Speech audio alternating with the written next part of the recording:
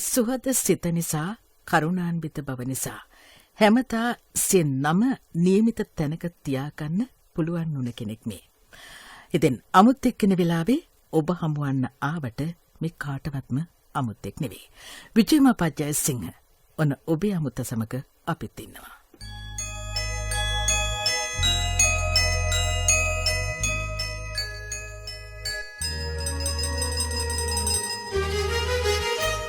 බොහොම සෝදායක දවසක් ඔබට. කාන්ති විධානගමගේ ඔබ දන්නවා, මුළු රටම දන්නවා, අපේ රටේ ගුවන්විදුලි මාධ්‍ය භාවිතයට දැන් වසර 91ක් සම්පූර්ණ වෙනවා. අවුරුදු 100 සම්පූර්ණ වෙන්න තව අවුරුදු 9යි.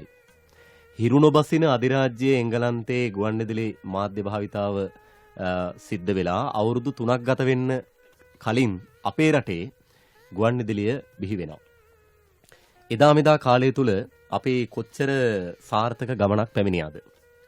ඒ පැමිණි ගමන් මගේ ඔබ සඳහන් කළා වගේම සිංහල ඉංග්‍රීසි මහා හඬ පෞරුෂය ප්‍රතිතර්ක නන්වන්නේ නැතුව මාධ්‍ය ශාස්ත්‍රයේ දැවැන්තයෙක් කියලා මුවපොරා කියන්න පුළුවන්. මාධ්‍ය ශාස්ත්‍රයේ ප්‍රවීණයෙක් කියලා මුවපොරා කියන්න පුළුවන්. මාධ්‍ය ශාස්ත්‍රයේට මහා මානව හිතවාදී ප්‍රවීණ මාධ්‍යවේදී අශෝක තිලකරත්න මහතා ආයිබෝවන්. බොහොම ගෞරවයෙන් අත් දෙක එකට එකතු කරලා ආයිබෝවන් කියලා ඔබ අපි ජාතික ගුවන්විදුලියට අද පිළිගන්නේ. අද ආරාධිත අමුත්තකු සමග ඔබත් එක්ක පිළිසඳර යෙදෙන්නට පෙර ශිල්පියෙක් තවත් ආරාධිත අමුත්තෙක් සමග පිළිසඳරක යෙදිච්ච හැටි අහලා දැනගන්න අශෝක මහත්මයා මට හිතුණා. අවසරද? හොඳයි. ආයිබෝවන්. අද මගේ ආරාධිත ශිල්පියා වශයෙන් අපි මැදිරියට පැමිණ සිටින්නේ ගුවන්විදුලියට අලුත් කෙනෙක් නෙවෙයි. ගුවන්විදුලියේ ඈත කාලය ගැන අප කල්පනා කරොත් ඒ අවදියේ සිටම ඊටමත් සමීපව සිටි ප්‍රවීණ ගුවන්විදුලි ශිල්පියෙක්, ඒ වගේම ප්‍රවීණ ගීත රචකයෙක්, සාහිත්‍යකරුවෙක් වශයෙන් හඳුනන්නට පුළුවන් මඩවල එස් රත්නායක මහතා. හොඳයි, අපි මේ පිළිසඳර ආරම්භයේම මා කැමති ඔබ ගුවන්විදුලිය හා ඉතා සමීප පුද්ගලයෙකු නිසා මුලින්ම දැන ගැනීමට ගුවන්විදුලියට සමීප වුණු ආකාරය නැත්නම් කොයි වකවානුවේද ඔබ ගුවන්විදුලියට ආවේ? මං ගුවන්විදුලියට සම්බන්ධ වුණේ 1954. මඩවලේ රත්නායක සූරීන් සමග එදා ආරාධිත අමුත්තකු කතා බහ ආරම්භ කළ ඔබ අද අපේ ආරාධිත අමුත්තා. ඒ කාලේ ගැන අද මොනවද හිතෙන්නේ?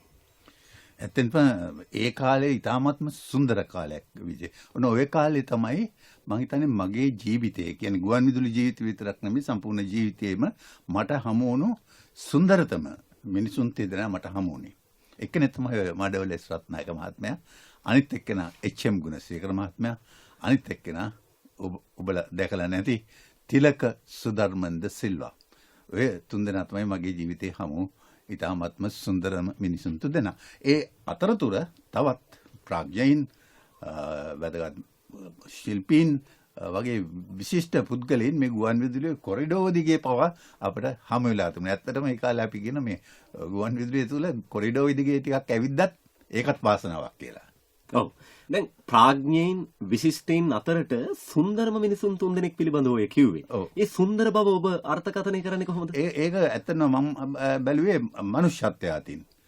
දැන් තිලක සුධර්මන්ද සිල්වා මහත්මයා ගත්තාම ඇත්තටම මහා කළු සිංහලෙක් වගේ. ඒ තමයි හැදිදැරි දැවැන්ත ශරීරයක් තියෙන, උඩු රැවුලක් තියෙන, බැලු බැලමට නම් පේන්නේ ටිකක් මේ ගැඹුරු, ටිකක් තරහ යන පුද්ගලෙන. ප්‍රතාපවත් චරිත කියලා. නෑ, හරිම අහිංසකයි. පොඩි දරුවෙක් වගේ අහිංසකයි.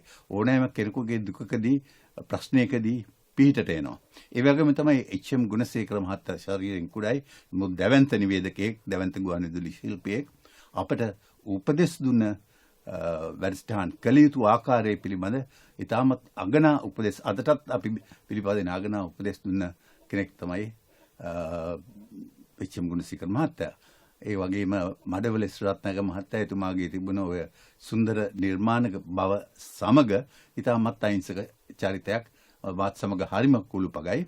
ඉතින් මේ අවස්ථාවේදීම මම කියන්නට ඕනේ තවත් සිංහල සේවා අධ්‍යක්ෂවරයෙක් හිටියා මටයි මහත්සේ උපකාර කළ මගේ වැඩසටහන් දියුණු කර ගැනීමට, ඉදිරියට ගෙන යාමට. ඒ තමයි කලක් සිංහල සේවයේ අධ්‍යක්ෂව සිටි පාල්ත පෙරේරා මහත්මයා. දැන් මම ඒ කාලේ කරා සිටි FM සේවයේ පැයක වැඩසටහනක් ඒක මේ විවිධාංග ඇතුළත් වැඩසටහනක් ඒ.ඩී.කේ ධර්මවර්ධන මහත්මයා තමයි මට ඒක පැවරුවේ. ඉතින් මට ප්‍රශ්නයක් වුණා දැන් මේකට හොඳ නමක් තෝරගන්න. මම පාල්ත මහත්තයාට කිව්වා පාල්ත මහත්තයා තමයි හෝපලු හෙවන කියන නම මට දුන්නේ. දැන් හෝපලු කියන්නේ අශෝක කියන තේරුමෙන්ලු. අශෝක ගස් කියන්නේ අපිට අශෝක මල් කියන්නේ ඒ තේරුමම තමයි හෝපලු කියන්නේ. හෝපලු ගහ කියන්නේ. ඉතින් හෝපලු සෙවන කියලා තමයි මට නම දුන්නේ. ඉතින් ඒ වගේ ගොඩාක් උපකාරී කරපු කෙනෙක් තමයි පාල්ත පෙරේරා මහත්මයා. අදටත් එහෙමයි. ඔව්. මේ හුඟක් අය මව්බස මාතෘ භාෂාව සිංහල ඉගෙන ගත්තට පස්සේ තමයි දෙවන භාෂාවක් හැටියට ඉංග්‍රීසි ඉගෙන ගන්න. ඉංග්‍රීසියෙන් වැඩ කටයුතු කරන්නේ. නමුත් ඔබ අපි අහලා තියෙන විදිහට අශෝක තිලකරත්න මහත්මයා මේ ක්ෂේත්‍රයට සම්බන්ධ වෙන්නේ ඉංග්‍රීසි භාෂාවෙන්. ඊට පස්සේ තමයි සිංහලට ආවිල්ලා තියෙන්නේ. මේ වැඩේ කොහොමද පටන් ගත්තේ? ඇත්තටම කිව්වොත් ඒක හම්බයක්. දැන් මගේ පුංචි කාලේ වීරයා වුණේ, ඒ කියන්නේ ඉස්කෝලේ යන කාලේ අවුරුදු 12 13 කාලේ මගේ වීරයා වුණේ තේවිස් කුරුගේ මහත්මයා. කොහෙද පාසල? මම නාලන්ද විද්‍යාලයේ. තේවිස් කුරුගේ මහත්මයා ඒ කාලේ නිවේදකයෙක්. එතුමාගේ ගැඹුරු ප්‍රතාපවත් හඬ මට ආකර්ෂණීය වුණා. ඉතින් මට සිහිනයක් එදා ඉඳන්ම තිබුණා කවදා හරි දවසක මං ගුවන් විදුලියේ නිවේදකයෙක් වෙන්න ඕනේ කියලා. ඉතින් මං කරන්නේ දැන් අවුරුදු 12 13 දී ගුවන් විදුලියට බැඳෙන්න බෑ. නිසි වයස ආවම මම හැමදාම සිකුරාදට යනවා ගෝතමී පාරේ තැපල් කන්තෝරුවට. ගිහිල්ලා ගැසට් පත්‍රය බලනවා. මොකද ඒ කාලේ ගැසට් පත්‍රයෙන් තමයි සහන නිවේදකයෙක් පවා තෝරගත්තේ. අද වගේ තව එක්කෙනෙක්ගේ ලියුම් කැබලි වලට තනතුරු දෙන කාලයක් නෙමෙයි ඒක. යනවා කවදාක්වත් මාස ගාණක් ගියත් එහෙම තනතුරක් ගැසට් පත්‍රේ නැහැ ගුවන් විදුලියේ. මං හිතාගත්ත කමන්නේ සහන නිවේදක නෙමෙයි ඊට පල්ලෙහා තනතුරකට හරි මං ගුවන් විදුලියේ තිබුණොත් එනවා ඇවිල්ලා එතකොට මං තැන හදාගන්න මං දන්නවයි කියලා. ඔහොම දවසක් යනකොට ඔන්න තියෙනවා සහන නිවේදක තනතුරක් හැබැයි ඉංග්‍රීසි සේවයේ. මටත් තිබුණ පුංචි සුදුසුකමක්. මොකද මේ ඉංග්‍රීසි සේවයේ එකල ළමා වැඩසටහනක් තිබුණා ටියුස්ඩේ ක්ලබ් කියලා. ඔය වැඩසටහනට ලිපි ලියලා පස්සේ සහභාගී වෙලා මට ඒ පිළිබඳ සුළු අත්දැකීමක් තිබුණා. කොහොම හරි මං අයදුම්පත් දැම්ම කැඳෙව්වා. සමුක පරීක්ෂණයක් තිබ්බා. ඒ පරීක්ෂණය මෙහෙව්වේ ඒ දැවැන්ත 3 දෙනෙක්. කවුද හිටියේ? සිවිල් සේවා නිලධාරීන් 3 දෙනෙක්. ඒ කාලේ ජේෂ්ඨයෝ. ඒ කාලේ ගුවන් විදුලි සභාපති වෙලා හිටිය වින්සන්ට් පණ්ඩිත මහත්මයා, සිංහල සේවා අධ්‍යක්ෂ වෙලා හිටිය කේ.ජේ. විජේදාස මහත්තයාත් අතරේක අධ්‍යක්ෂ ජනරල් වරයෙක් වෙලා හිටිය සරත් පෙරේරා මහත්මයා. ඉතින් මේ මහත්මයා ඉංග්‍රීසියෙන් තමයි 3 දෙනාම මාත් එක්ක කතා කරේ. හිර වෙන ප්‍රශ්නකුත් ඇහුවා. දැන් මං අර මගේ පාසල් විෂය දිහා බලනකොට මම පාලි භාෂාවත් කරලා තිනවා. අන්තෝ ජටා බහි ජටා කියන්නේ මොකක්ද කියලා. ඒක සිංහලෙන් අපූර්වට කියන්න පුළුවන්. මුත් ඉංග්‍රීසියෙන් ඒවා එකපාරට මම හිතලා මං කිව්වා problems outside and inside කියලා. පොඩක් hina වුණා. ඕකේ කියලා. ඊට පස්සේ මං හිතුවා ඉවර තමයි කියලා. මං තේරෙන්න ගන්න නැහැ කියලා. දැන් ඊට පස්සේ කොහොම හරි ඔන්න කැඳවීමක් ආවා. කොයි අවුරුද්දේද ඔය? ඔය 1967. ඔව්. 67 මේ ඉංග්‍රීසි සේවයේ සහන නිවේදකයෙක් හැටියට පත් කළා. ඇවිත් වැඩ බාරගන්නේ කියලා. මං ඇවිත් මාස 3ක පුහුණුවක් ලැබුවා. ඒ කාලේ හිටිය වර්නන් කොරයා, ජිමි බරුචා, ටොමි පෙරේරා වගේ ඒ දැවැන්ත ඉංග්‍රීසි නිවේදකයින් යටතේ ඊට පස්සේ ඒ කාලේ මේ වෙළඳ සේවයේ තිබුණා ඉංග්‍රීසි වෙළඳ සේවයේ ඉතාමත්ම ජනප්‍රිය වැඩසටහනක් පැය 3ක සෙන්සුරාදා සහ ඉරිදා සන්ඩේ චොයිස් කියලා. මේ සන්ඩේ චොයිස් වැඩසටහනට මාවත් මැදිරියට ගෙනල්ලා ජිමි බරුචා මහත්මයා තමයි ඉදිරිපත් කරන්නේ. හැබැයි මට වචනයක්වත් කතා කරන්න දෙන්නේ නැහැ. බලාගෙන ඉඳී කියනවා. බලාගෙන ඉඳලා ඔන්න එක දවසක් මට හදිසියට දුරකථනයෙන් අමතලා ජිමි බරුචා මහත්මයා කියනවා අශෝක මට අද එන්න වෙන්නේ නැහැ. ඔයා තනියෙන් කරන්න. මාත් අභියෝගේ බාර අරගෙන මම තනියෙන් කරගෙන යනකොට මට පේනවා එහා මැදිරියේ කොනක වාඩි වෙලා මේක අහගෙන ඉන්නවා ජිමි බරුචා මහත්මයා. ඉතින් මට හරි ශක්තියක් වුණා එතන සිට. පස්සේ වැඩසටහන අවසානයේදී ඔය වෙලාව ප්‍රශංසාත්මකව කතා කරා මාත් එක්ක ඉතාමත් හොඳයි කරපු පුංචි වැරදි වගේක් වුණා කියලා ඒවත් පෙන්නලා දීලා ඊට පස්සේ මට ඉංග්‍රීසි වැඩසටහන් මෙහෙවීමේ වාග්ය ලැබෙනවා. වෙළඳ සේවයේත් ඒ වගේම ඉංග්‍රීසි ස්වදේශීය සේවයේත් වැඩ කළා. නමුත් තාමත් මගේ සීහිනේ සැබෑ නෑ. හරියට 100%ක් සැබෑ නෑ. මට ඕනේ සිංහලංශෙට එන්න. දවසක් එතකොට අධ්‍යක්ෂ ජෙනරාල්වරයා හිටියේ සභාපති අධ්‍යක්ෂ ජෙනරාල් හිටියේ නෙවිල් ජයවිර්මන්. තවත් ඉතාමත් දැවැන්ත සිවිල් සේවා නිලධාරියෙක්. ඔහුට මං ලිපියක් දැම්මා මට අවශ්‍යයි දැන් සිංහල සේවයට යන්න කියලා. එතුමා අනුමත කළා. එතෙන් සිට තමයි මං සිංහල සේවයේ සහන නිවේදකයෙක් විදියට වැඩ කටයුතු කරන්න ආරම්භ කළේ. ඒත් නිකම්ම නෙවෙයි. ආපහු සිංහල සේවෙත් පරීක්ෂණයක් තිබ්බා, කටහඬ පරීක්ෂණයක්, ඒ වගේම ලිඛිත පරීක්ෂණයක් ඩීඑම් කොළඹගේ මහත්මයාගේ ප්‍රධානත්වයෙන්. හොඳයි. දැන් ওই විදිහට තමයි හීන හැබෑ කරගෙන ඉස්සරහට එන්නේ. අශෝක තිලකරත්න මහත්මයා මේ ඉතිහාසය මේ වටින කියන අතීතයේ හාරලා අවුස්සලා අපේ රටේ නිවැරදිව ගන්න පුළුවන් අයගෙන් 14කකින් කෙනෙක් ඔබ. දැන් ලබන අවුරුද්දට ඔබේ මාධ්‍ය ශාස්ත්‍රයේ එතකොට වසර 50ක් අඩ සියවසක් සම්පූර්ණ වෙනවා 1967 ඉඳලා නේද? දැන් ඔබ ඔය දැවැන්තයින් කියන වචනේ දෙතුන් වතාවක් පාවිච්චි කළා. අධ්‍යක්ෂ ජෙනරාල්වරයා දැවැන්තෙක්, සභාපතිවරයා දැවැන්තෙක්.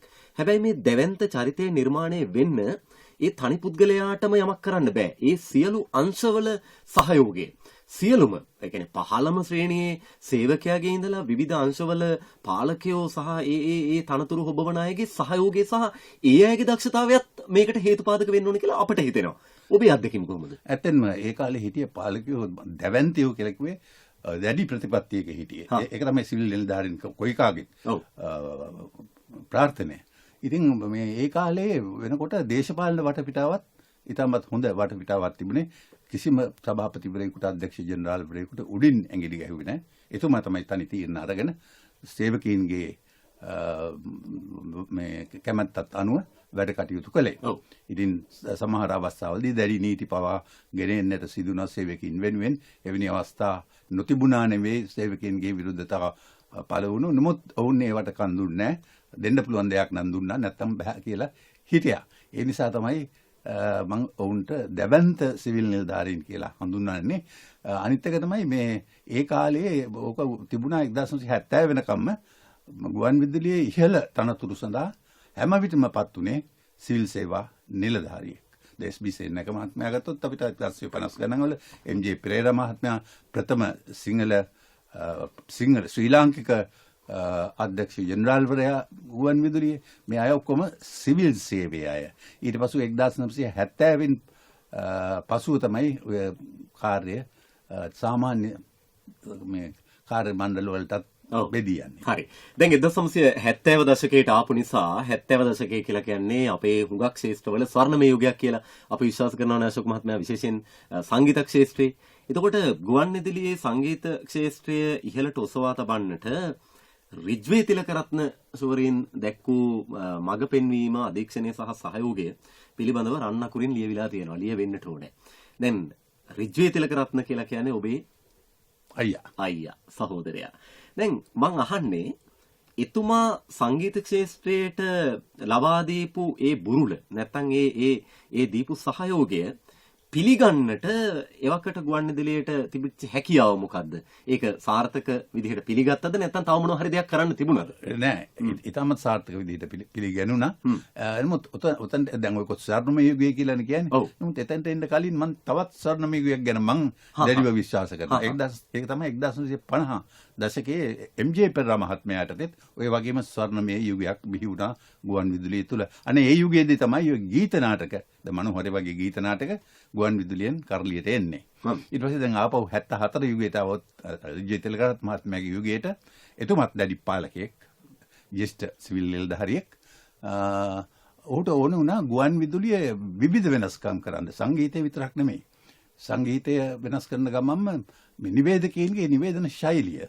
ඒ කාලේ බොහෝ විට නිවේදකයන් හුරු වෙලා හිටිය සාම්ප්‍රදායික විදියට අසන්නන් අවසන්. එහෙම නෙමෙයි. දැන් කතා කරන භාෂාවෙන් බොහොම සුහදව අසන්නන් සමග කතා කරන්නට. ඉතින් ඒ අනුව ඔහු නිවේදකයන් කිහිප පොළක් තෝරගත්ත. එයින් ප්‍රමුඛයා තමයි ප්‍රේමකීර්ති දාල්විස්. ඊට පස්සේ අමරබන්දු රූපසිංහ මම ඒවා සුජාතා ගුණවර්ධන කියලා හිටියා කාන්තා නිවේදිකාවක්. ඒ වගේ කිහිප දෙනෙක් තෝරාගෙන ඒ අයට වැඩසටහන් බෙදා දුන්නා. ශනිදා සාදය ආරම්භෙන්නේ ඔන්න ඔය ආකාරයෙන්. ඒ වගේම සොඳුරු සෙවන ඊටම ජනප්‍රිය වැඩසටහන් දැන් සඳහා සාදය පැය භාගෙන් භාගයට එක එක නිවේදකට බෙදා දුන්නා. හරිම ජනප්‍රිය වැඩසටහනක් වුණා. ඒකම ඔහු කතාංශයට, කතාවලට, නාට්‍යාංශයට ඔහුගේ අදහස් ඉදිරිපත් කළා. ඒ අනුව ඒ වැඩසටහන් ඉදිරිපත් කරන්න නිවේදකයන්, නිෂ්පාදකයන් පෙළඹෙව්වා. ඔය අතර තමයි සංගීතය, ස්වභාවිත සංගීතය කියන එක පිළිබඳ දැඩි අවධානයක් යොමු කරේ. අපි එතන ටිකක් නතර වෙමු. එදා ගුවන් විදුලියෙන් ජනතාවට බෙදුවේ ඒ උසස් රසවින්දනේ. මුදල් නෙමෙයි. මිල කරන්න බැරි ගුවන්විදුලි ත්‍යාගයන් ජනතාවට ලබා දුන්නා. දැන් ඔය ශිල්පීන් අතර ආනන්ද සමරකෝන් මේ ප්‍රවීණයා නැත්තම් කලාකරුවා ළඟ ඔබ නතර වෙන්න කැමතියි වගේ මට හිතෙනවා. ඇත්තෙන්ම. මොකද අපේ මේ වර්තමාන සංගීතය ගත්තොත් වර්තමාන සංගීතෙත් මුලටම ගියොත් අපට හමුවන මුල්ම සන්ධිස්ථානය නියෝජනය කරන්නේ ආනන්ද සමරකෝන්. දැන් ආනන්ද සමරකෝන් කියන්නේ ගායකයෙක්, පද රචකයෙක්, ඒ වගේම සංගීතඥයෙක්. ඔහු තමයි පළමුවෙනි වාග්ගේයකාරයා. දැන් වාග්ගේයකාරයා කියන්නේ තමන්ම රචනා කරමින්, තමන්ම සංගීතය නිර්මාණය කරමින්, තමන්ම ගායනා කරන පුද්ගලයාට. උතන අපිට අමරදේවත් මතක් වෙනවා. අමරදේවයන් සමහර ගීත ඔහුම ලියලා සංගීතය සපයලා ගායනා කරලා තිනවා. නමුත් ආනන්ද සමරකෝන් හැම ගීතයක්ම වගේ වාග්ගේයකාරයෙකු අනුව තමයි ඔහුගේ ගීත ගායනා කරන්නේ. අනිතක මේ අනුවාදන වලින් තොරව, හින්දි තනු වලින් තොරව තමන්ගේම තනු නිර්මාණය කරමින් මේ ගීත ගායනා කළා. හරිම මිහිරි කටහඬක් ඔහුට තිබුණේ. ඊටමත් ලගන්නාසුළු කටහඬක් තිබුණේ. ඒ නිසා ඒ ගීතේ මුල් යුගයේ මුල්ම පුරුක සංගීතයේ ගුවන්විදුලි, විශේෂයෙන්ම ගුවන්විදුලි සංගීතයේ සහ ග්‍රැමෆෝන් සංගීතයේ මුල් පුරුක නියෝජනය වන්නේ ආනන්ද සමරකෝන්ගේ. අපි ගීතයක් අහමු එතුමාගේ. මොන වගේ ගීතයක්ද ඔබ තෝරගන්නේ? කැමති මං කිව්වේ විලේ මලක් පිපිලා කියන ගීතය ඉතාමත් සුන්දරයි.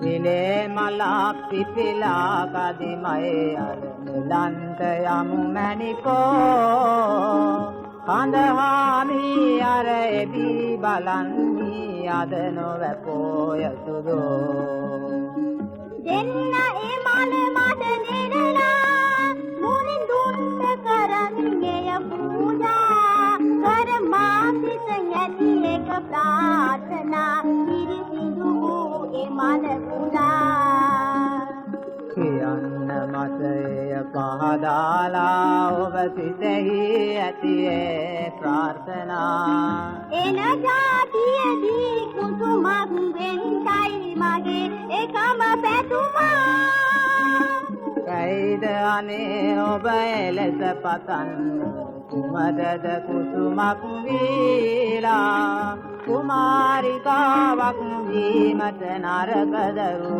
සිරියෙන් පිලෙනා රම්‍ය කුසුමනෝ කිලිදි වූ පටිනාමු වාසුවති ලෝකේ කිනුතින් කිරිමේ මනුෂ්‍යාත්මේ කෙලසද හොඳ මනට වඩා එන ජාතියේදී අපි දෙදෙනා කෙලසද අහෝපිය වෙන්නීලා අප ප්‍රේමේ මේ ලෙසම සබාගෙන සසරින් ගැලවෙමුකෝ එන ආත්මේ මෙලෙසම උපදින්නයි මගේ පැතුම මැණිකේ ඔබ කුසුමක් වී මා මිනිසෙක් වී පවතිද අප ප්‍රේමේ මලක් වෙලා මම ඉපදී සිටිනා සඳ දින වැඩ සුපිදී ඔබ නැවීත් නෙලයි කොහො දයාගෙන නොම පවතිද අප ප්‍රේමේ නෙලන්නේ කුමද දොය මල අනේ සිතකින් නැලවී යනවානේ නෙලා ගොසින් මුනින් දුන්න පුදන්නේ සදා ප්‍රේමගේ යදේ මමත් මලක් මුනි දුන්න පුදාලා කරනෙමි එක යදුමා එන ජාතියේ මා බමරෙක් වේවා ඒ මල රොන්දන්නා එන ජාතියේ මා බමරෙක් වේවා ඒ මල රොන්දන්නා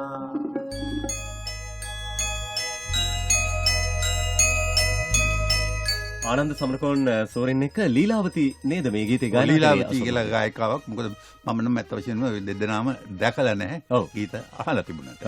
40 50 දශකවල තමයි මේ විවිධ දෙනා ඉතාමත් ඉහළ මට්ටමේ ජනප්‍රියතාවයක් හිමි කරගත්තේ. අද අපේ ජාතික ගුවන්විදුලි ආරාධිත අමුත්තා හැටියට මේ පිළිසඳරේ ඉදලා ඉන්නේ අපේ ප්‍රවීණ මාධ්‍යවේදී අශෝක තිලකරත්නයන්. දැන් බැලු බැල්මට ඔබතුමා මේ දවස්වල ටිකක් විශ්‍රාමිකව විවේක සුවයෙන් ඉන්නවා වගේ. හැබැයි අපිට හිතනවා වැඩ කරන්න පුළුවන් හොඳම කාලෙද මේ කියලා. වැඩ කරනවා නැත්තේ නෑ. මම දැන් ඩොකියුමන්ටරිස් කියන්නේ නැත්නම් වාර්තා වැඩසටහන් මේ රූපවාහිනී සහ ගුවන්විදුලි සේවාවල වාර්තා වැඩසටහන් කටහඬ සැපීම කරනවා.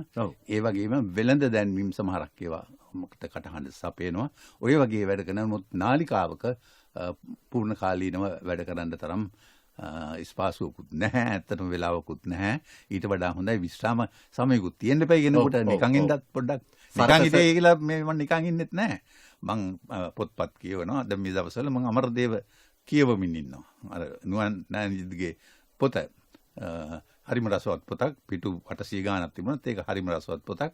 ඒ වගේම ඔබ දකිනවා ඇති මම නිතරම අන්තර්ජාලය ඇසුරු කරනවා.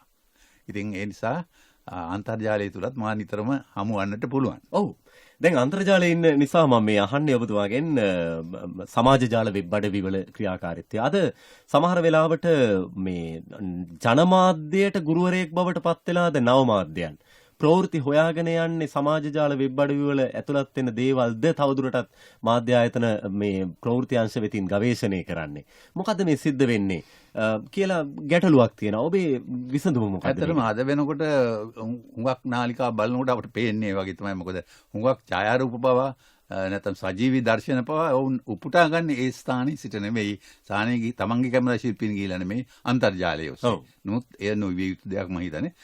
තමන්ම ගිහිලා ගවේෂණය කරන සොයාගන්න ප්‍රවෘත්ති වල තමයි ඉතාමත් වැදගත්කමක් තියෙන්නේ.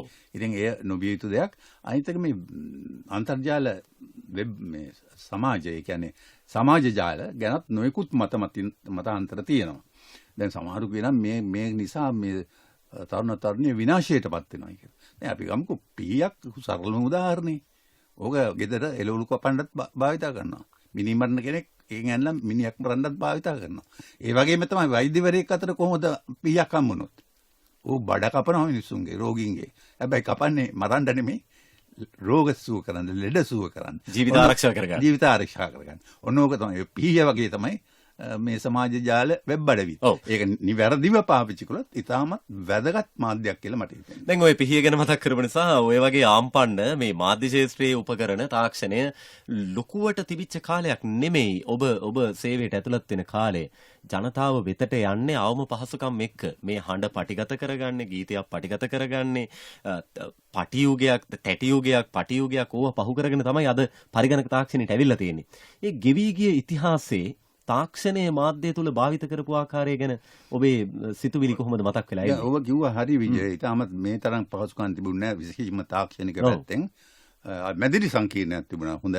නමුත් උපකරණ පැත්තෙන් ගත්තාම මේ තරම් දියුණු තත්ත්වයක් තිබුණා. දැන් අද මම මැදිරියට ආවට පස්සේ උට කිව්වේ මේ මං තෝරගන්න ගීත මොනවද කියලා. එහා පැත්තේ පරිගණකයේ ඒ ගීත තිබුණා. නමුත් එදා හැම නෙමෙයි. එදා කලින් දවසේ ගිහිල්ලා තැටි ගබඩාවට ගිහිල්ලා ඒ තැටි තෝරගෙන උස්සගෙන එන්න ඕනේ මේ මැදිරිය වාදනය කරන්න. අද එහෙම නැහැ. අද ඕනෑම මොහොතක මේ පරිගණකය තුලින් Tamanට අවශ්‍ය ගීතය ලබා ගන්නට පුළුවන්. අනිත් එක තමයි මේ ඒ කාලේ වැඩසටහන් පටිගත කරද්දී සමහරට වැරදෙනවා. ඉතින් ඒවා සංස්කරණය කරන්න ඕනේ. එතකොට ආපහු අපි මේ මැදිරි කාලයක් වෙන් කරගන්න ඕනේ මේක සංස්කරණය කරන්න. පටියෙන් පටියට සංස්කරණය කරන්න ඕනේ. දැන් සමහරු පටිය කපලා සංස්කරණය කරපු යුගයකුත් තිබුණා. එහෙම නැත්නම් කෙලින්ම ඒ හඬ පටියෙන් අරගෙන ඒ අවශ්‍ය තැන් වල නවත්තලා අනිත් පටියට හඬ කවලා එහෙම සංස්කරණය කළා. දැන් පරිගණකයේ තුලින් මම හිතන්නේ ඊට වඩා බොහොම පහසුයි වැඩසටහනක් සංස්කරණය කරන්න. මොකද පරිගණකයේදී අපට අපේ හඬ අර පේනවා. හඬේ ස්වරූපේ පේනවා. මේ සංඛ්‍යාතයන් පේනවා. ඒ නිසා හරිම පහසුයි පරිගණකයේ තුලින් මේ හඬ පටයක් සංස්කරණය කරන්න. මටත් ඔය සුපුරුදු ක්‍රියාවක් මම ගෙදරින් නම් කරලා. දැනටත් කරනවා. දැනටත් කරනවා. ඔව්. අපි බව දන්නවා. ගුවන්විදුලි භාවිතයට වසර 91ක් සම්පූර්ණ වෙන්නේ මේ ඉබේ නෙමේ. ඒක බොහෝම දුක්ගැහැට මැදින් තමයි මේ අය මේ කාලය සම්පූර්ණ කරලා දුන්නේ අපිට. ඔබ ඒ ගමන් මගේ වසර 50ක් ලබන අවුරුද්දට සම්පූර්ණ කරන දැවැන්තෙක් අපිට ඉන්න. දැන් රූපවාහිනිය අපට නොතිබිච්ච කාලෙක අශෝක තිලකරත්න මහත්මයා ගුවන්විදුලියෙන් අපට පෙන්නවා. පෙරහැරක් පෙන්නවා. සජීවී විස්තර කතනයන් වලින් හැමදේම අපිට පෙන්නවා. වදන් සිතුවම් මැව්වා. මේ හපංකම කළේ කොහොමද? ඇතැන්ම මේ විස්තර ප්‍රචාරයකින් දැන් අපි නුවර පෙරහැර උදාහරණයක් ගත්තොත් අපි දෙන්නේ නැත්නම් තුන් දෙනෙක් ගිහිලා විස්තර ප්‍රචාරය කරනවා. විස්තර ප්‍රචාරය කරාම අසන්නා සිතෙන් මවා ගන්නවා නුවර පෙරහැර කදිමට පේනවා. ඒ වගේ තමයි නාට්‍යයක් ඇද මුවන් පැලස නාට්‍ය. මුවන් පැලස නාට්‍ය අහනකොට කදිරාගේ චරිතය අසන්නාගේ මනසේ සිතේ නෙමෙයි මනසේ මැවෙනවා. හැබැයි එක එක්කෙනාගේ වෙනස් වෙන්න පුළුවන්. දැන් මං හිතන මම මාවගෙන කදිරා නෙමෙයි ඔයා හිතේ මවාගෙන. ඒ අපහසුතාවයට අපි පත් වුණා චිත්‍රපටය ආවට පස්සේ. ඉතින් එවැනි මනස් චිත්‍ර මවන්නට ගුවන් විදුලියට හැකියාව තිබුණා. ඒ වගේම තමයි අනිත් එක ගීතය. දැන් ගීතය දැන් නම් රූපගත කරලා අර අපිට හිතන්න දෙන්නේ නැහැ. ඒ සංස්කාරකවරයා නැත්තම් නිෂ්පාදකයා ඒ රූප යොදලා සමානලට හුඟක් මේ ගීත වලට රූප යෙදීමේදී හිතා ගන්නත් බෑ මම ගීතය කියන්නේ මොකද්ද මේකේ කියන්නේ මොකද්ද කියලා. රූප රචනයෙන් ගීතය ජනප්‍රිය කරන්න හදනවා. දැන් ඒ කාලේ එහෙම නෙමෙයි ගීතේ රස ගැඹුරටම ගිහිල්ලා ගැඹුරටම කෙඳා බහැලා අපිට විඳින්න අවස්ථාවක් ලැබුණා. දැන් මම තෝරගත්ත බොහොම ගීත අනේ ඒ විදිහට අපේ මනසේ මතක ගබඩාවේ තැන්පත් වෙච්ච. හොඳයි. ගීතයක් ළඟ නතර වෙන්න ඉස්සර වෙලා අතිගරු ජනාධිපති ජේ.ආර්. ජයවර්ධන උතුමාණන් ළඟ අපි ටිකකට නතර වෙමුද අශෝක මහත්මයා? හොඳයි. ශ්‍රී ලංකා ප්‍රජාතාන්ත්‍රික සමාජවාදී ජනරජයේ ගරු ජනාධිපති හා සන්නද්ධ සේවාවන්හි සේනාධිනායක ජේ.ආර්. ජයවර්ධන උතුමාණන්ගේ කතාවයි ඒ. දැන් පෙළපාලියේ පහසුවෙන් සිටි ඒ අනුකණ්ඩයන් සීරුවෙන් සිටින ආකාරය අපට දැක් ගන්නට පුළුවන්. ආනදෙන නිලධාරී ආන පරිදි වර්ණ දජ පෙට්ටු කරගත් ඒ කණ්ඩායම් දැන් ඒ අනවලට අනුව උත්තමාචාර දක්වන අවස්ථාව.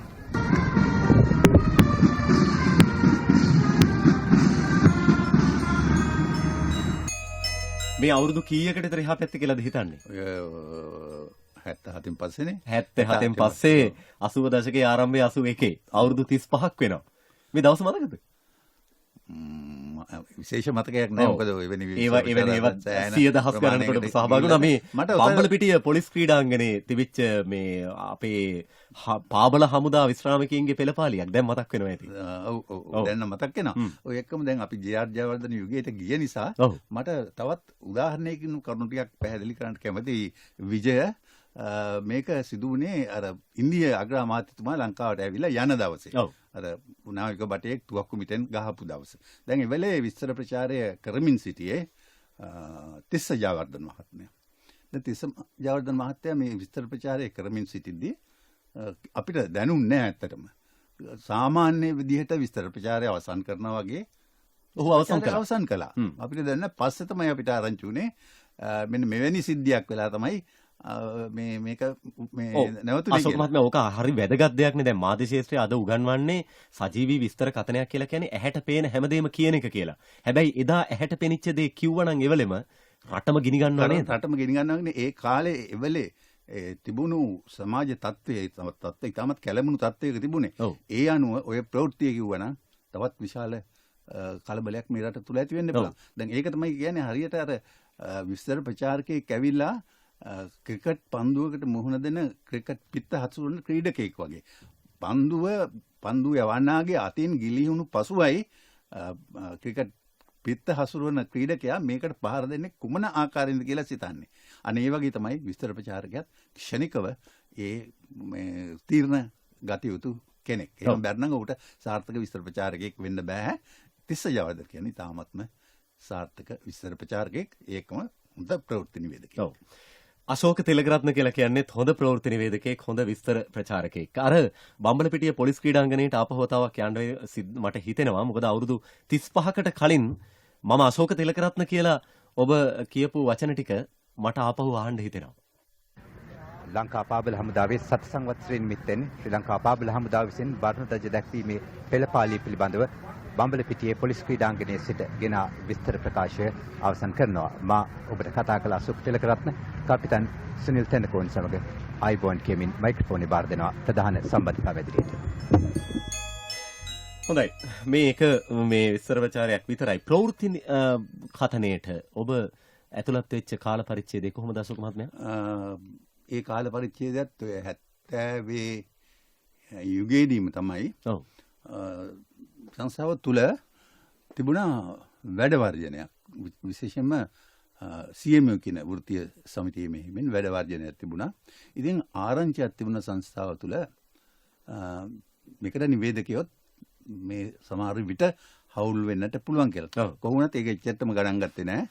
දවසක් මම මගේ වැඩ කොටස ඉවර වෙලා පොඩ්ඩක් එළියට ගිහිල්ලා ආපහු එනකොට මට පේනවා ඒ කාලේ මේ අපේ දැන් තැටි ගබඩාව තියෙන හරියේ ඉස්සරහා තිබුණා කොරිඩෝවේ පත්තර බලන්න පත්තර දාලා.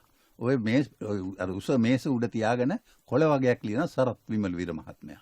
මාව දැකලා එන්න ගියාට කියලා දීලා මේක මේ ට්‍රාන්ස්ලේට් කරන්න කියලා අර පිටපත් දුන්න ප්‍රවෘත්ති පිටපත් මටම එයත් කරා මාත් කරා. කළා මේ ප්‍රවෘත්ති ප්‍රකාශය මේ දවල් යන්න තියෙන ප්‍රවෘත්ති ප්‍රකාශය දැන් ප්‍රවෘත්ති අංශයේ නිලධාරීන් මේ වැඩ වර්ජන සහභාගී වෙලා. ඒ නිසා විමල වීර මහත්මයා ඒක ට්‍රාන්ස්ලේට් කරලා කියවන්නයි මේ හදාන්නේ. පස්සේ මේක ට්‍රාන්ස්ලේට් කරලා ඉවර වෙලා පරිවර්තනය කරලා ඉවර වෙලා මටම වාර දුන්නා. ඔයා ගිහලා කරන්නයි කියලා. දැන් මං ගහි කවදාකවත් ඉතිසල කියලා නැහැ. ඔව්. ගිහිල්ලා මැදිරියට ගිහිල්ලා මෙන්න ප්‍රවෘත්ති කියලා ප්‍රවෘත්ති කිව්වා. ඉදිරියට එනකොට මගේ අතට දීලා බොහොම ඉලයි කියලා ඉතින් සරත් වීර මහත්මයා වගේ ප්‍රවීණයෙක්ගෙන් එහෙම අහන්න ලැබිච්ච එකත් ලොකු වාසනාවක්. ඔව්. එහෙම තමයි ප්‍රවෘත්ති වල නැත්නම් ඒ කාලේ සාමාන්‍ය ප්‍රවෘත්ති නිවේදකයෙක් තෝරගන්නේ ඒත් පරීක්ෂණයක් තියලා. ඔව්. ඒ විදිහට අහම්බෙන් ලැබිච්ච අවස්ථාවලින් ප්‍රයෝජන ගත්ත හුඟක් දෙනෙක් අපේ රටේ අද ප්‍රවීණීන් බවට පත් වෙලා තිබෙනවා. සැලසුම් සහගතව වගේම. දැන් ගුවන්විදුලිය මෙහෙම ආපු ගමන් මගේදී එක්තරා කාල පරිච්ඡේදයකදී අශෝක තිලකරත්න මහත්මයා පෞද්ගලික ගුවන්විදුලි මාධ්‍ය ආයතන බිහි වෙනවා. FM නාලිකා බිහි වෙනවා. රූපවාහිනියටත් ඒ වැඩේම සිද්ධ වෙනවා. එහෙම බිහිවීම ගුවන්විදුලියේ ගමන් මගට බාධාවක් බවට පත් වුණා කියලා ඔබ හිතනවද? ඒ කාලේ ගුවන්විදුලියේ තිබුණු තත්ත්වයක් අනුව පරිපාලනයත් අනුව එක්තරා ආකාරයකින් ගමන් මගට බාධාවක් වුණා. විශේෂයෙන්ම ආර්ථික පැත්තෙන්. මොකද අපේ ප්‍රතිපත්ති ගෙනිච්චට දැන් අපි ගමු සිරස වගේ මාධ්‍යයක් ආවම ලොකු ගුවන්විදුලිය තුල තිබිච්ච ලොකු හිදසක් පිර වුණා එතනදී. මොකද්ද තිබිච්ච හිදස? මොකද මිනිස්සුත් එක්ක ගමන් කළේ නැහැ. වර්තමානයත් එක්ක ගමන් කරේ නැහැ. හිටි තැනම හිටියේ. අන්න ඒකයි තිබුණ සිරස මේ හිදස. ඉතින් මේක අඳුරගත්තා සිරස. අඳුරගෙන ඒ හිදස පිරවුවාම අලුත් දෙයක් දැන්න මිනිසුන්ට අසන්නන්ට. අන්න එතනට අසන්නෝ රොක් වුණා. දැන් මේ අසන්නෝ රොක් වෙනකොට මොකද වෙන්නේ? ඒ පිටිපස්සේ කවුද යන්නේ? විලෙන්දු. නැත්නම් අනුග්‍රාහකයෝ. දැන් අනුග්‍රාහකයෝ ගියා. දැන් ඔන්න ආර්ථික වශයෙන් ගුවන්විදුලියට පාඩු සිදු වෙන්න පටන් ගත්තා. ඕක රජයටත් දැනනවා. චන්ද්‍රිකා බණ්ඩාරනායක මැතිණිය ඒ කාලේ ජනාධිපතිවරිය වශයෙන් හිටියේ. ඇය කිව්වා පෞද්ගලික නාලිකාවලට අභියෝගයක් තරඟයක් දෙන්න පුළුවන් විදිහේ නාලිකාවක් ගුවන්විදුලිය තුලින්ම බිහි කරන්න කියලා. ඕකට උරු දුන්නේ නිව්ටන් ගුණරත්න මහත්මයා. නිව්ටන් ගුණරත්න මහත්මයා කතා කළා මේක බාර අරගෙන මට කතා කරලා කිව්වා අශෝක මෙහෙම දෙයක් මෙහෙම ආරම්භ වෙන්න යනවා කැමතිද මාත් එක්ක මේ ගමන යන්නේ කියලා. මම කිව්වා කැමතියි කියලා. ඊට පස්සේ මෙන්න මේ අයත් මේකට තෝරගන්න මම කල්පනා කරනවා. ඒ අය හොඳද? මම කිව්වා හොඳයි. චන්දන තිලකරත්න, ස්වර්ණ ගුණවර්ධන, සුනිල් චන්ද්‍ර වික්‍රමසිංහ, කපිල තිලකසිරි වගේ කට්ටිය 12 දෙනෙක්ද කොහෙද මට මතක හැටියට ගුවන්විදුලියේ හිටපු කට්ටිය ලක්හඬ කියලා අලුතෙන් ගුවන්විදුලියක් ආරම්භ කළා. ඒකට ගියා. ඒක දැවන්ත තවත් පාඩුවක් වුණා ගුවන්විදුලියට. ගිහිල්ලා ඔයා කියන්නේ අපි පර්යේෂණ විකාශනයක් තිබ්බා සති 3ක. ඊට විතරයි ප්‍රචාරය කළේ. නමුත් ඒ පර්යේෂණ විකාශය ඉතාමත්ම ජනප්‍රිය වුණා. ඊට පස්සේ අපේ නිල වශයෙන් ගුවන්විදුලිය ආරම්භ කරාට පස්සේ කියන්නේ ලක්හඬ ගුවන්විදුලිය ආරම්භ කරාට පස්සේ එය ඉතාමත්ම ජනප්‍රිය වුණා. අර හිදස පිර වුණා. ස්වභාවිත ගීතයට යලිත් තැන ලැබුණා. ඒ නිසා ලක්හඬ වටා නැවත අසන්නෝ ගුණ වෙන්නට පටන් ගත්තා.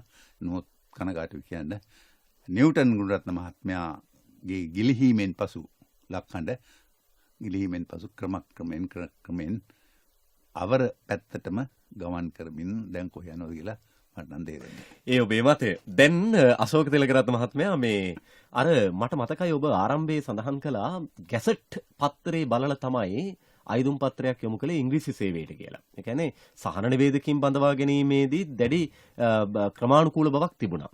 හැබැයි ඔය ඔබ සඳහන් කරපු ලක්හඬ ගුවන්විදුලි සේවයට නිවේදකින් බඳව ගන්න විට හිටි ගමන් අද දැනුම් දීමක් කරලා හිට බඳව ගත්තා වගේ නෑ ඔය කාලේ වෙනකොට ඒ කියන්නේ 94 වෙනි ලක්කන පටන් ගත්තේ. ඔය කාලේ වෙනකොට ඔය ගැසට් පත්‍රය පළ කිරීම තිබුණේ නැහැ. අපි කරේ දිනපතා ජාතික පුවත්පත්වල දැන්වීමක් දැම්මා මෙහෙම අලුත් ගුවන්විදුලියක් ආරම්භ කරන්න හදනවා.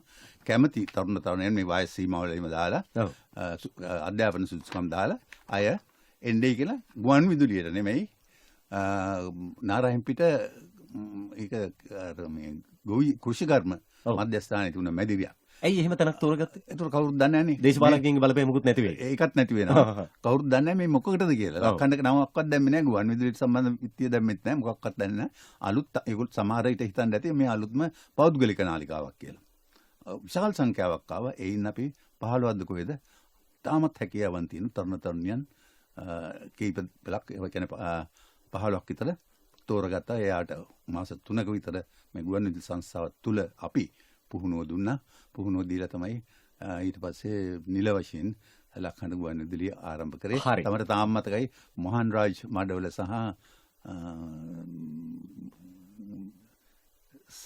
සඳ මට එයාගේ නම මතක නැහැ. ඒ වගේ අය බිහි වුණා. දැන් අශෝක මහත්මයාම ඔබම සඳහන් කරනවා ඊටමත් හැකියාවන් තියෙන අයට පුහුණුවක් දීලා ගත්තයි කියලා. හැබැයි අද වර්තමානයේ අපිට පේනවා යම් යම් පාඨමාලාවලින් හරියට මේ හැකියාවන් තියෙන අයට පුහුණුවක් නෙමෙයි පුහුණුවක් දීලා හැකියාවන් ඇති කරලා දෙන්න හදනවා වගේ උත්සාහයක් තියෙනවා. නිවේදකයෝ එහෙම බිහි කරන්න පුළුවන්ද? එහෙම බිහි කරන්න බෑ. හැබැයි ඒක නරක දෙයක්ුත් නෙමෙයි. දැන් මාත් සහභාගී වෙලා තියෙනවා මේ පන්ති වලට. මම දැන්ටත් මේ අභ්‍යාස ආයතන රූපවාහිනී අභ්‍යාස ආයතනේ පාඨමාලාවක් මෙහෙවනවා, දේශන පවත්වනවා. නමුත් එහිදී මඟ පෙන්වීමක් කරන්නට පුළුවන්. දැන් මම නම් කරන්නේ ඉස්ලාම කියලා දෙන ඉතිහාසය. ඉතිහාසය වන් කියනකොට කියනවා දැන් පරම්පරාවක් කියලා එකක් තියෙනවා අපේ. මට තියෙනවා, ඔබට තියෙනවා පරම්පරාවක්. ඒ වගේම තමයි ආයතනයකට පරම්පරාවක් තියෙනවා. එහෙමනම් දැන් ගුවන්විදුලියට නේ ඕගොල්ලන් ඇතුළත් වෙන්න යන්නේ. නැත්නම් රූපවාහිනියටනේ. ඒතකොට ඒ ආයතනයේ මේ ඉතිහාසය අප හොඳින් අවබෝධ කරගත යුතුයි. ගුවන්විදුලි ඉතිහාසය මම සමහරලාට හඬපට රූප සමග පෙන්නලා විස්තර කරලා දෙනවා. එහෙම පසුබිමක් හදන්න පුළුවන්. ඒ ඇරෙන නිවේදකින් බිහි කරන්න බෑ. ඒ අය අතුරෙන් අපිට පුළුවන් මේ සහතික පද දෙන්න. ඊටමත් ප්‍රායෝගික පරීක්ෂණයේදී දක්ෂතා දක්වන අයට. හරි අපි දන්නවා දැන් රූපවාහිනී අභ්‍යාස ආයතනයේ ගුවන්විදුලි අභ්‍යාස ආයතනයේ ප්‍රමිතිගතයි. ක්‍රමානුකූලව අධ්‍යාපනයක් ලබා දෙනවා. නමුත් සෑම මාධ්‍ය පුහුණු ආයතනයක්ම වර්තමානයේ බිහි වෙලා තියෙන සහ බිහි වෙමින් තියෙන වගේ ප්‍රමිතිය හොඳයි කියලා ඔබ විශ්වාස කරනවද? මෙහෙමයි. සමහරක් ආයතන තියෙනවා යම් කිසි ප්‍රමිතියකින් වැඩ කටයුතු කරන විශේෂයෙන්ම ගුවන්විදුලියට සම්බන්ධ අය විශ්‍රාම ගිහිල්ලා හරි නැත්නම් ගුවන්විදුලි නිවත්ව ගිහිල්ලා අත්දැකීම් තියෙන අය මේවා මෙහෙවනවා. ඒකට කමන්නේ. නමුත් හුඟක් තියෙන්නේ නම් අර එකව වෙන මාත් කැමති මාධ්‍ය කඩ. හරි. දැන් මාධ්‍ය කියලා කියන්නේ රටේ සිව්වන බලවේගය. ෆෝර්ත් ස්ටේට් කියලා කියනවනේ මේ දැන් ව්‍යවස්ථාදායකේ විධායකේ අධිකරණේ ඊට පස්සේ මාධ්‍ය. මේ හතරවෙනි කණුව මේ ඔය කියන තරම බලවත් කියලා ඔබ විශ්වාස කරනවද? ඒක ඉතින් යුගයෙන් යුගයට විග්‍රහ කරන්න බලන්න ඕන දෙයක්. හැබැයි විය යුත්තේ නම් එයයි. සමහර අවදි තියලා තියෙන එහෙම වුණ අවදි වර්තමාන යුගයේත් එහෙම අපිට දැක් ගන්න පුළුවන් අවස්ථා. ඉතින් මේ ඒක විтин විත වෙනස් වෙන්නත් පුළුවන්. සමහරට මාධ්‍ය කියන දේ බලවේගයක් නොවෙන්නත් පුළුවන්. අර මේ කකුල් පිරිමදිනවා මේ පිරිමදින ගමන් දැන් ඉතින් අහනවා කෝබේ සුන්දරිය කියලා. අනේ මම තාම අවිවාහකයි කියලා කියනවා. මේ කලාකරුවා අවිවාහකයි නම් ඉතින් කසාදයක් කරගෙන නැත්නම් දරුවෙකුත් නැහැ. ඊට පස්සේ පරම්පරාවක් ඉස්සරහට යන්නේ නැහැ. දැන් මාධ්‍ය ශාස්ත්‍රය ඔබ සඳහන් කළා උගන්වනකොට ඉතිහාසය උගන්වනවා. පරම්පරාවක් තියෙනවා. ඒ පරම්පරාව මත තමයි ඊළඟ පුරුක් නිර්මාණය වෙන්නේ. දැන් ඔය ඛේදවාචකයේ මාධ්‍යයට අද මුහුණ දීලා නැද්ද? ගුරුවරු අනුගමනය කරනවද? ගුරුවරුන්ට ඇහුම්කන් දෙනවද? ප්‍රවීණයෝයි සම්මතයට පිළිගැනීමක් තියෙනවද කියන ප්‍රශ්න තියෙනවා. මම මේ කියන්නේ ඒ කතාවත් එක්ක බැඳුණු සුනිල් ඉදිරිසිංහයන් ළඟ ඔබ නතර වෙන්න කැමතියි වගේ දැනුණා මේ තරම් සිව්මැලිද කළුගල් ගීතේ. මේ තරම් සිව්මැලිද කළුගල් හිතන්නටවත් බැරි තරම් මා ගියා අවුකන බුදුන්ටත් දැස් දුන් මිනිසාස. ඇයි මේ ගීතය අහන්න කැමති? මං කැමති හරිම ලස්සන ගීතයක්. ඒක අදහස ඉතාමත් සුන්දරයි. ඒ වගේම මේ ගීතේ ගායන සුනිල් ඉදිරිසිංහ තමයි ප්‍රවීණයා. අනිත් තුන් දෙනා ඒ කියන්නේ ඔක්කොම නවකයෝ. බලන්න එතන ප්‍රවීණයෙක් සහ නවකීන් තුන් දෙනෙක් එක්කව වෙලා කොයිතරම් නම් සුන්දර ගීතයක්. ඇත්ත වශයෙන්ම ඔය ගීතෙන් කියවෙන ඒ නිර්මාණය වගේම සුන්දර ගීතයකුත් නිර්මාණය වෙලා තියෙනවා. හැබැයි මේ ගීතේ නිසාම අර නවකීන් දෙදෙනාත් ප්‍රවීණීන් බවට පත් වෙලා තියෙනවා. හොඳයි. අපි අහමු ගීතේ.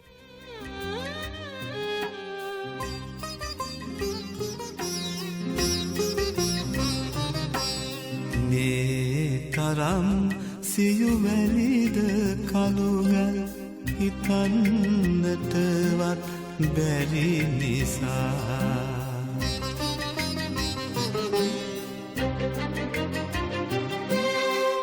මම ගියා අවුකන බුදුන්ටත් දැස් දුන් මිනිසා සොයා දැස් දුන් මිනිසා සොයා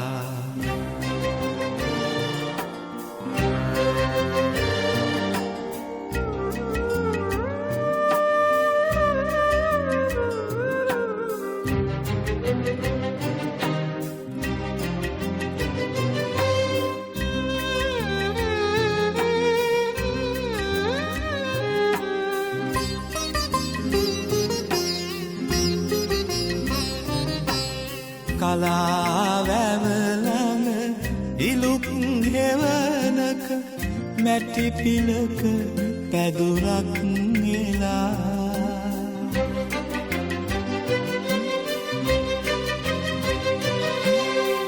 රිදුම් පිරිමදිමින් බලයි ඔහු මැරෙන ඉපදෙන රලදිහා මැරෙන ඉපදෙන රලදිහා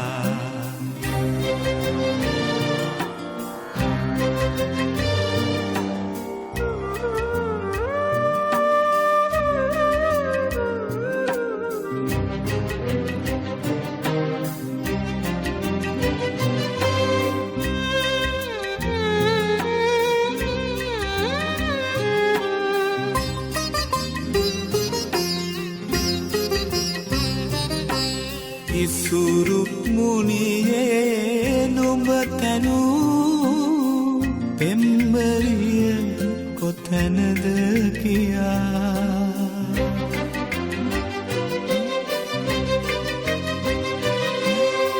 මා ඇසූ විට හිනෙපුණා ඔහු තවම තනිකඩ ඇයි කියා තවම තනිකඩ ඇයි කියා මේ තරම් සියුමැලිද කළුගල් හිතන්නටවත් බැරි නිසා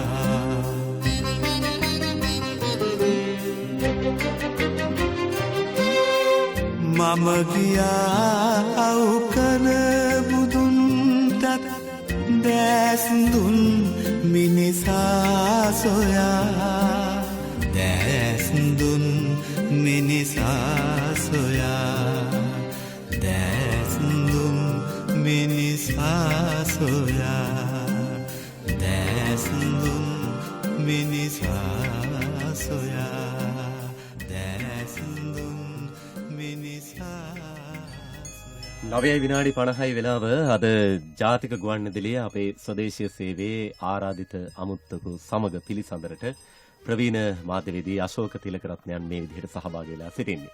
දැන් ඔබ මේ තෝරගත්තු ගීතයත් එක්ක අරගෙන ආපු රැගෙන ආපු නිර්මාණය කරගත්තු අපේ ගුවන්විදුලි ඉතිහාසයේ ඔබ දැවැන්තෙක් හැටියට අශෝක මහත්මයා වර්තමාන යුගය දැන් අදටත් ගුවන්විදුලියට විශාල ශ්‍රාවක පිරිසක් අපි ගිහිල්ලා සල්ලි බෙදන්නේ නැහැ. ගුවන්විදුලිය කියලා කියන්නේ සල්ලිම නෙමෙයි කියන තැනට ස්වභාවිත ජනතාව ගීතය අගේන වැඩසටහන අගේන ජනතාව තේරුම් අරන් තියෙනවා. මේ වර්තමාන ගුවන්විදුලි භාවිතය ගැන ඔබේ අදහස අවංක අදහස මොකක්ද? ඇත්තෙන්ම මං කිව්වොත් මං වැඩිපුරම අහන්නේ දවසේ ගුවන්විදුලි සංස්ථාවේ ස්වදේශීය සේවය. ඔව්. සිටි FM වෙලෙන් සේවයත් අහනවා. දැන් වෙලෙන් සේවය හොඳ වැඩසටහන් යනවා. ඉස්සරට වඩා ඉස්සර ගීත සහ වෙලෙන් දැන්වීමට පමණයි සීමා වෙලා තිබුණේ. නු දැන් ඔය මේ ප්‍රතිභා වගේ ඒකට රේඩියෝ කොලම් වගේ ඒ වගේ සාකච්ඡාමය වැඩසටහන් ගොඩක් යනවා. සිටි FM සේවයත් එහෙමයි. මං මගේ දවසේ වැඩි කාලයක් යොදන්නේ ගුවන්විදුලිය අහන්න. ඊට අමතරව පෞද්ගලික නාලිකා කිහිපයකුත් අහනවා. ඒ වයින් අහන්නේ තෝරාගත් වැඩසටහන්. මම කලින් තෝරාගත්ත හොඳ වැඩසටහන් නැත්තේ නෑ පෞද්ගලික නාලිකා සමහරක. පැහැදිලිද? ඉතින් ඒවා අහනවා. අනිත් ඒවත් අහනවා. නැත්නම් අපිට විවේචනය කරන්න බෑනේ. ඔබ තාම කාර්යබහුලයි. විශ්‍රාමිකයි කියලා කිව්වට සරතැස නිවන කාලය කියලා කිව්වට කාර්යබහුලයි. හුඟක් අය කියනවා අනේ අපිට හරි වැඩ. අපි බිසි. අපිට රේඩියෝ අහන්න වෙලාවක් නෑනේ කියලා. ගුවන්විදුලිය ඇහෙන මාධ්‍යයක්ද අහන මාධ්‍යයක්ද? දැන් රේඩියෝ අහන්න වෙලාවක් නැහැ කිව්ව මිනිස්සු රූපවාහිනියේ ඉස්සරහ ඉඳගෙන පැය ගණන් තපිනවා. ඔව්. මම රූපවාහිනියක වැඩි අහන්නේ නැහැ. අහන්නෙම විශේෂයෙන් ප්‍රවෘත්ති අහනවා. බලනවා. ප්‍රවෘත්ති බලනවා. ඒ ඇරෙන්න මම ගුවන්විදුලිය තමයි අහන්නේ. මොකද ගුවන්විදුලිය කියන්නේ මගේ ගෙදර තියෙන ගුවන්විදුලි යන්ත්‍ර 3ක් විතර. තැන් තැන්වල. තැන් තැන් වල. ඉතින් කොතන හිටියත් මම පරිගණකයේ වැඩ කරනවා නම් එතනත් එකක් තියෙනවා. එහෙනම් පරිගණකයේ තුලින්ම දැන් ගුවන්විදුලිය අහන්නත් පුළුවන්. මම අහගෙන තමයි මගේ වැඩ කරන්නේ. ඉතින් ඒ කතාව මිත්‍යාවක්. හරි. දැන් රේටින් ගැන මොනවද හිතන්නේ? මම බොහොම කෙටියෙන් අහන්න. රේටින්ග්ස් ඒක තව මිත්‍යාවක්. ඒක කොහොමද මිත්‍යාවක් වෙන්නේ? ඒක ඉතින් සල්ලි වලට කරන දෙයක් නේ. දැන් ওই රේටින්ග්ස් පස්සේනේ මුගක් අය දුවන්නේ. නමුත් රේටින්ග්ස් තිබුණ නැහැ දැන් අපේ කාලේ. ඒ වුණාට ගුවන්විදුලි හොඳට ඇහුවනේ. ඒ කාලේ තිබුණ ශ්‍රවණ පරිශ්‍රණ කියලා පරීක්ෂණ තිබුණා. මේ අපිට මතක් වෙන කරුණානායක මහත්මයා. ඉතින් ඒ වගේ අය හොඳට අසන්නන්ට තැපැල් මගින් ප්‍රශ්න මාලාවක් ඇවලා ලැබෙන ප්‍රතිචාර අනුව තමයි අපේ මේ වැඩසටහන වෙනස් කරගත්තේ. ඉතින් ඒවා අපිම හදාගත්ත රේටින්ග්ස් තමයි.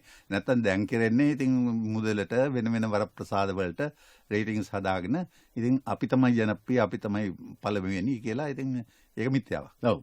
දැන් අපිට උපදෙස් ලැබෙන්නේ අශෝක තිලකරත්න මහත්මයා වගේ ප්‍රවීණයින්ගෙන් ඔබ කරුණා කරලා ගිහිල්ලා අසන්නාගේ ගෙදර ආලින්දේ නතර වෙන්න. ඔහු එක්ක බොහොම විවෘතව කතා කරන්න පුළුවන් තැනක නතර වෙන්න. ඔහුගේ නිදන කාමරයට ඇගේ නිදන කාමරයට යන්න හදන්න එපා. නමුත් අද ඇතැම් අය තමුන්ගේ වචන භාවිතය එක්ක මොනවද මේ කියන්නේ කරන්න කියන ප්‍රශ්නයක් අපිට තියෙනවා. තව පැත්තකින් අශෝක තිලකරත්න මහත්මයා මාධ්‍ය සංදර්ශන පැවැත්වුණු කාලයක් ඉතිහාසයේ ඔබතුමා වරින් වර අපි නොදන්න ඉතිහාසය අපිට කියලා දෙයි. මාධ්‍යයකින් ආණ්ඩු වෙනස් කරන්න පුළුවන්ද? බලයට පත් කරන්න පුළුවන්ද? බලෙන් ඉවත් කරන්න පුළුවන්ද? ඔන්න වගේ ප්‍රශ්න අද තියෙනවා. මුරබල්ලාගේ වගකීම අපි වර්තමානයේ භාවිත කරන්න ඕන මොන විදිහටද? දැන් මාධ්‍ය කියන්නේ මේ විද්‍යුත් මාධ්‍ය විතර නෙමෙයිනේ. මුද්‍රිත මාධ්‍යත් දැන් මාධ්‍යෙන් ආණ්ඩු වෙනස් කරපු කාලවල තිබුණා. දැන් අපි බැලුවොත් 70 මේ මැතිනිය සිරිමා බණ්ඩාරනායක මැතිනිගේ කාලේ ඉතාමත් ලොකු මෙහෙවරක් මාධ්‍ය තුලින් ලැබුණා ඉතින් බලයටපත් වෙන්න. ඒ වගේ අවස්ථා තියෙනව නැත්තේ නෑ. විශේෂයෙන්ම එතෙන්දී ප්‍රමුඛත්වය ගන්නේ මුද්‍රිත මාධ්‍ය. පත්තර පුවත්පත්. ඉතින් ඒ අනුව පුළුවන් කරන්න හැම විටම නෙමෙයි. නමුත් මම දන්නේ විද්‍යුත් මාධ්‍යයකට හැකියාව ඒ ආකාරයෙන්ම තියෙනවද කියලා. හරි. දැන් බැරි වෙලාවත් අපි නිකන් හිතුවොත් එහෙම තරුණ වෙලා ආපහු සහන නිවේදකයෙක් හැටියට ගුවන්විදුලියට ඇවිල්ලා ස්ථිර වෙලා වැඩ කටයුතු මුල ඉඳලා පටන් ගන්න අවස්ථාවක් ලැබුණොත් අශෝක තිලකරත්න මහත්මයා කොතනින්ද පටන් ගන්නෙ? ඉතින් මේක වෙන්න තව ටිකක් කල් යනවනේ. මොකද පුරුදු තත්ත්වෙ ලබන්න බෑ. ඊට ඉස්සෙල්ලා වෙන කාර්යයක් තියෙනවනේ. ඉතින් ඒ කාර්යය වුණාට පස්සේ තමයි ඒක කරන්නට වෙන්නේ. මේ ඉතින් මටත් සිදුනේ එදා පටන් ගත්ත තැනින් පටන් ගන්න බෑ අද. අන්න එතනයි මම විමසුවේ. අද අපිත් අලුත් විය යුතුයි. අලුත් විය යුතුයි කියන්නේ මේ යන්නන් වාලේ යන එක නෙමෙයි. ඔව්. දැන් බලමු ගුවන්විදුලියේ තාමත් ඒ තමන්ගේ ප්‍රමිති මට්ටම් තියාගෙන වැඩසටහන් ප්‍රචාර වෙනවා. නිවේදිකාව කතා බහ කරනවා. ගුවන්විදුලියේ මේ අර අච්චාරු භාෂාව කියන්නේ නැහනේ. දැන් මේ ෆැක්ස් එකෙන් අපිට ලැබුණු රික්වෙස්ට් එක ප්ලේ කරන්නයි අපි හදන්නේ කියලා කියන්නේ නැහැ. මේ තරම් සුන්දර සිංහල වචන තියෙද්දි මේ ඉංග්‍රීසි වචන තුනක් ඉංග්‍රීසි අවශ්‍යතාවයන් තියෙනවා විජය. දැන් අපි තාක්ෂණය ගැන කතා කම්පියුටරය පුදු සරලම උදාහරණයක් ගමුකෝ. දැන් ඒකේ හાર્ඩ් ඩිස්ක් එක කියලා. අපිට ඒක කිව්වට වැරද්දක් නැහැ. හැබැයි වඩා හොඳයි කියනවනම් hard disk එක නෝත් දෘඪ තැටිය කියලා. ඒකට සිංහල වචනයකුත් තියෙනවා. උන් හැම එකකටම නැහැ. ඉතින් ඒ වගේ පාවිච්චි කරලා කමන්නේ නැහැ. දැන් අන්තර්ජාල ලිපිනයක් කියනකොට අපි කියමුකෝ www.elipineya.com.lk කියලා කියනවා. ඒක අපිට සිංහලෙන් කියන්න බෑනේ. සිංහලෙන් කියලා ටයිප් කරත් මේ ඒක ගන්න බෑනේ. ඉතින් ඒ වගේ හැබැයි හරියට කියන්න ඕන. දැන් මම හුඟක් අය අහලා තියෙනවා. හැබැයි ඒක ගුවන් විදුලියේ තියෙන පොඩි දුර්වලකම සමහරුන්ගේ www. කියනවා. dot නෙමෙයි dot. ඒක ඉංග්‍රීසි භාෂාව පාවිච්චි කරන ඉංග්‍රීසි භාෂාවත් හරියට පාවිච්චි කරන්න. උච්චාරණය නිවැරදිව පාවිච්චි කරන්න ඕනේ. තව දන්නේ නැත්නම් කාගෙන් හරි අහගන්න ඕනේ. දැන් අපේ කාලේ එහෙමයි. අපි සමහර වචන දන්නේ නැහැ. අපි ඉංග්‍රීසි නිවේදකයෙක්ගෙන් අහනවා. ඒ වගේම තමයි ඉංග්‍රීසි නිවේදකයෝ හාමුදුරුවන්ගෙන් නම් එහෙම දන්නේ නැත්නම් අපෙන් අහනවා. ඉතින් ඒ වගේ සුහදතාවයෙන් වැඩ ගන්න පුළුවන් අපිට. හරි. දැන් සුහදතාවෙන් අපි පිළිසඳරක් යෙදුනේ ඒ කාලය කෙමින් නිමා වෙනවා. ගෙවෙන්න පිරෙන එකම දීත් කාලේ තමයි. මේ ප්‍රශ්නයට අවසන් ප්‍රශ්නයට උත්තරේ සමහර ලාවට හුඟක් අය දෙන්නේ ඉතින් මේ ටිකක් ඒක සාවද්ද විදිහට පිළිතුරක් වෙන්නත් පුළුවන්. මොකද අනුමාන කරලා කියන්න පුළුවන් දෙයක්. අශෝක තිලකරත්න ප්‍රවීණ මාධ්‍යවේදියෙක් නොවුනා නම් කවුරු වගේ කෙනෙක් වෙයිද? නීතිවේදියෙක් වෙයි කියලා හිතනවා. මොකද මම ඔය මේ පත්වීම ලැබෙනකොට නීති විද්‍යාලයේ පළවෙනි වසර සම්පූර්ණ කරලා හිටියේ. අද ඒ ගැන දුකක් තියෙනවද? නෑ කිසිම දුකක් නෑ. මම දැන් හිතෙනවා ඉතින් නීතිවේදියෙක් වුණා නම් මුදලටනේ වැඩ කරන්න වෙන්නේ. දැන් මුදලටම ගන්න බැරි තෘප්තියක් අපිට ගුවන් විදුලිය තුලින් ගන්න පුළුවන්. මාධ්‍ය තුලින් ගන්න පුළුවන්. කාලේ බොහොම රිද්මයානුකූලව ගෙවිගෙන ගියේ, ඉක්මනට ගෙවිගෙන ගියේ නෑ. නමුත් අපිට කතා කරන්න තව හුඟක් දේවල් ඉතුරු වුණාද කියලා අපිට හිතෙනවා. ඒක තමයි හැටි. අපි සමුගමු తాවකාලිකව තවත් දවසක මුණ ගැහිලා කතා කිරීමේ බලාපොරොත්තුෙන්. මේ ඔබ වෙනස් වෙන්න ඕනේ, අලුත් වෙන්න ඕනේ කියලා කිව්වා. ආචාර්ය පණ්ඩිත් අමරදේවයන් අලුත් ගායිකාවක් එක්ක, තරුණ ගායිකාවක් එක්ක ගීතයක් ගායනවා. ඔබ ඒ ගීතයට කැමතිලා නේද? අමරදේව සහ උමාරියා ගායිකාව.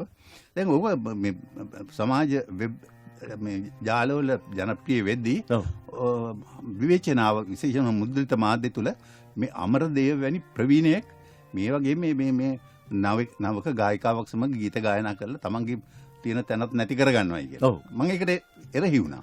එරෙහි වෙලා මොකද අමරදේව පණ්ඩිත් අමරදේව අපේ ඉන්න ශ්‍රේෂ්ඨතම ගාන්ධර්වයා. ඔහුගේ තියෙන නිර්හංකාරකම තමයි එතනින් පිළිබිඹු වුණේ.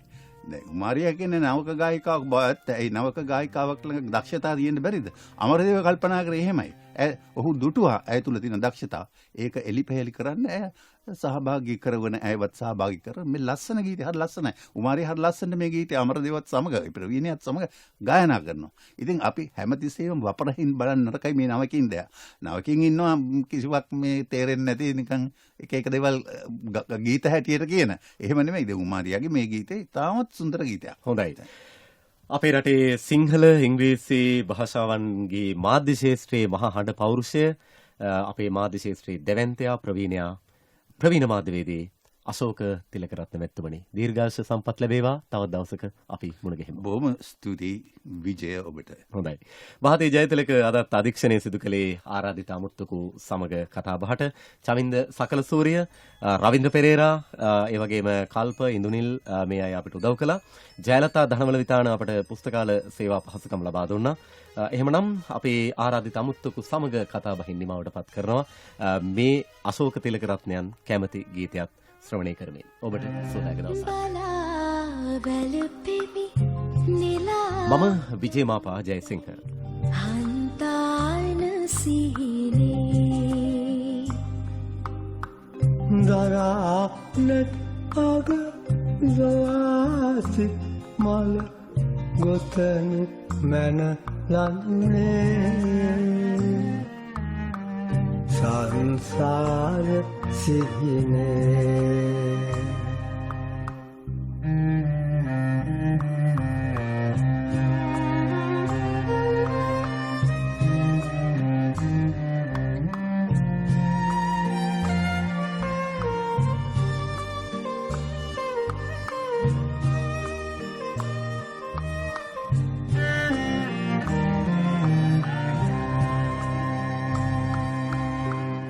වෙහි පබළු යට රඟ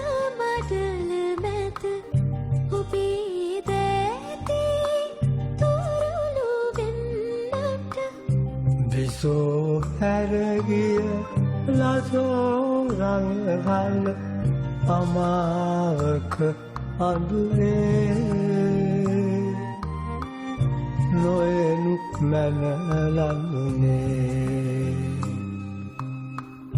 බලාවැලපෙවි නිලාගනු බැරි හන්තාන සිහිනේ